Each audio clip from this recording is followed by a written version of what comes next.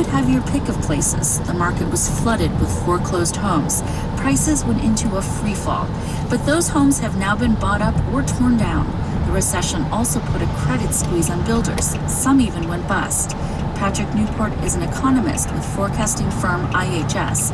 He says new housing starts are still about a third below where they should be because builders are still running into difficulties. These include things like higher labor costs, higher construction costs, difficulty getting credit.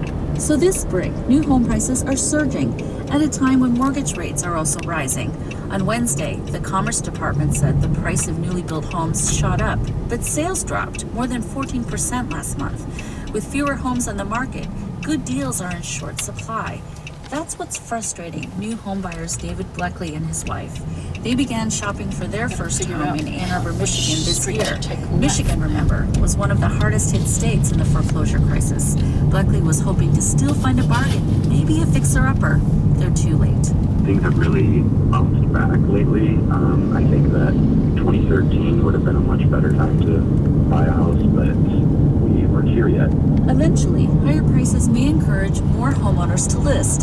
When that happens, buyers will have more choices, and then the market can finally heal. For NPR News, I'm Naomi Getz. Think of New York City, and you probably It's a shame that what they say is heal is have all the prices go up. Modern engineering makes it possible to erect something as tall as the Empire State Building on a very small footprint. To the developers, these super towers represent a brighter Tolliver Street. For people down on the ground, the picture is a little darker. NPR's Margot Adler reports that some people are upset about shadows cast over public spaces like Central Park. Warren St. John takes me into Central Park near its southern border. It's a cold but sunny afternoon. He says he first noticed the shadows when he took his daughter to a playground near where we're standing. On a beautiful fall day with blue skies, it suddenly became chilly. All the parents zipped up their kids' jackets and hurried off. He looked up. And that's when I realized the sun was behind this new building I'd never paid much attention to.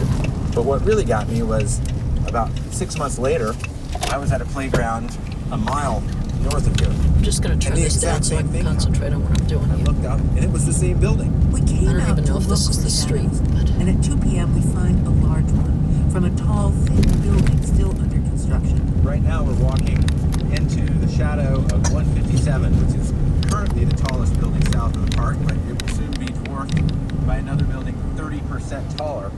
Most of these apartments, as you know, are being sold to foreign investors who have tens, if not hundreds of millions of dollars, who are not making this their primary home. That's City Councilman Corey Johnson North at a Marsh. community meeting that was held to address the rise of super towers and the reach of their shadows into the park. The developer of 157, whose shadow St. John and I were standing when we were in the park, braved the hostile audience at the meeting. Gary Barnett, president of Extel Development. The shadows cast by tall, slender Probably the buildings, really bad which is ones what are. most of the buildings are very brief. Maybe they're 10 minutes in any one place and cause no negative effect Yeah, some of on these the aren't that flora or bad. fauna of the park. What's more, he says, the buildings are creating many permanent jobs in retail, hospitality, and construction. And these are not minimum wage jobs. Many of the union construction jobs compensate between $100,000 and $200,000 a year. Upon salaries like this, our fellow New Yorkers can build a better life. Warren St. John responds that each of these This is definitely one of the streets I used to take, but but I 40 don't million remember people if use the there was park. any bad houses. As we stand in the shadow of 157, he points to a row of empty benches in the shade. Nobody's sitting in these benches, but over there, where the sun is, people are sitting and they're having a snack. And it was true. Then we moved to another area where older buildings throw shorter shadows. Places. Right next Yeah, you gotta pay attention to the road. filled Yeah. with constant sunlight. Sorry. Buds on the trees. flipped you off. I know, he deserved to. Beyond them, there are no buds on those trees because that's where the shadows begin to fall from these buildings. If it was just that one building, he says, you could kind of shrug it off. But he ticks off 6 didn't or hit him, 7 so I don't know why he's still buildings that are standing going there. up right in this area. Central Park is landmarked He's and still over protected there. from development, but there is nothing Oh, he's moving protected now. from So there's a guy shadows from behind him. buildings outside the park. Sunlight is the joy of what a park is. Michael Van Valkenburg is a landscape architect. I'm gonna, designed do you mind if I turn this? I'm trying to concentrate on what I'm doing. Don't remember where Some of them are.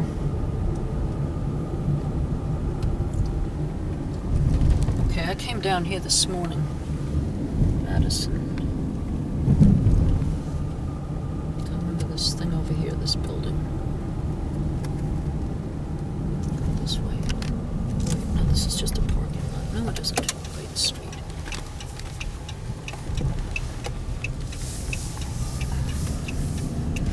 Estamos ahí.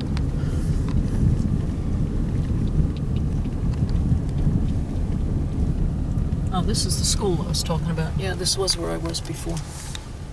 That's the school where Latham's son used to go. Captain Latham. Oh, there's like 3 little toddlers.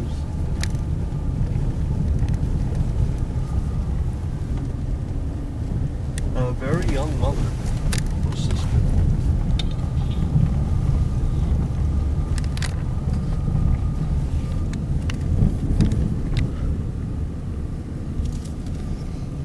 Yeah, I'm afraid a lot of the old ones probably run away. There used to be a house over there. You can see the foundation. Yeah. Summit Street. Well, let me go down here and we'll take a few side streets and then I'll go over to Ezel's and then.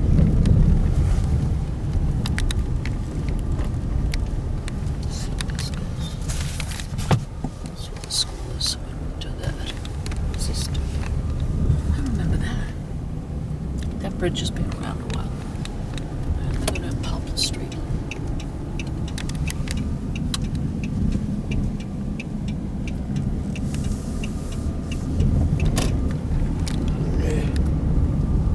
Don't like that.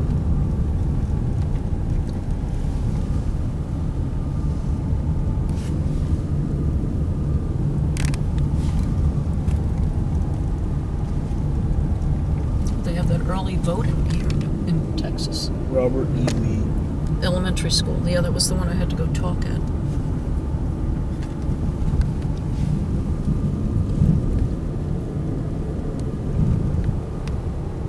Was that the one they said you spoke well at? Yeah.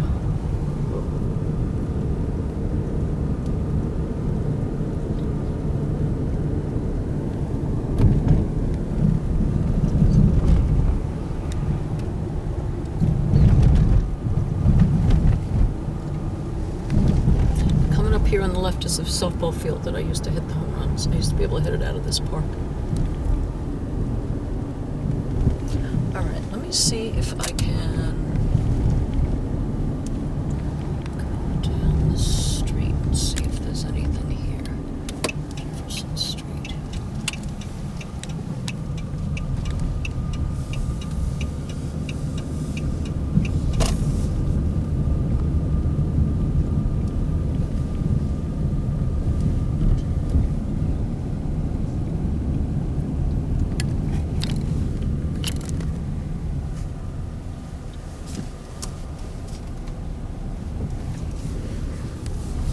Might not be anything on here anymore.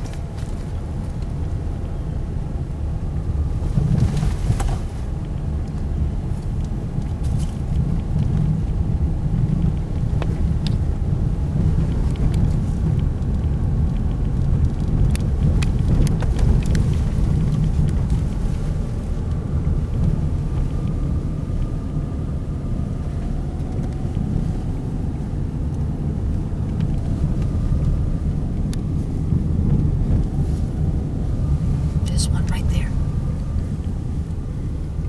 Whoa. I wonder if someone lives there now.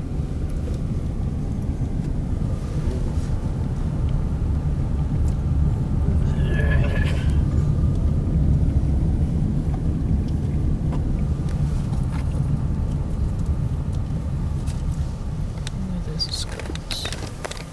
Go down there and see. Remember where third goes.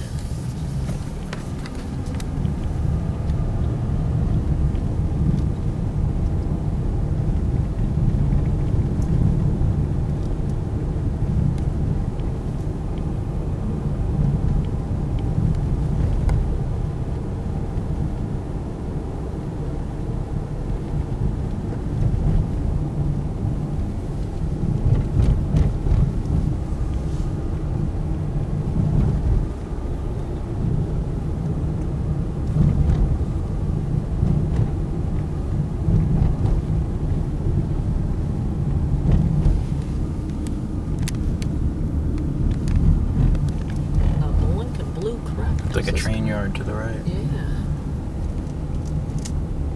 This looks like 59. I mean, Highway 80. It probably is. Yep, it is Grand Avenue. Oh well, we'll go over on the other side of town, I guess. Okay, the stupid apple juice will stay put. There. Let's stay.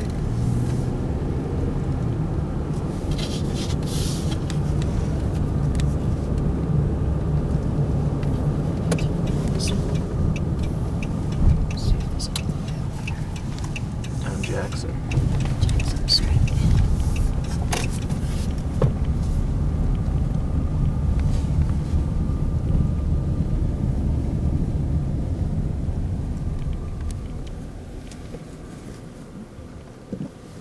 This way a little ways.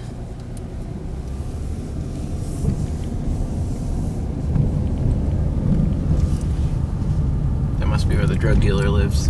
Dumpy house with nice rims on the car.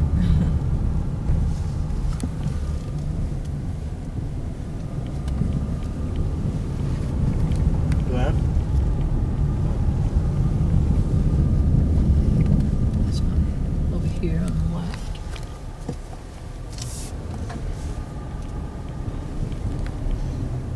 No one lives there now.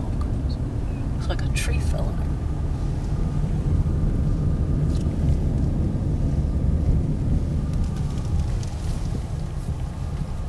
There's one on the left here. Vito doesn't like cats. There's a cat right there. Vito doesn't like cats. I noticed even the abandons here seem to still have windows for the most part. Cute.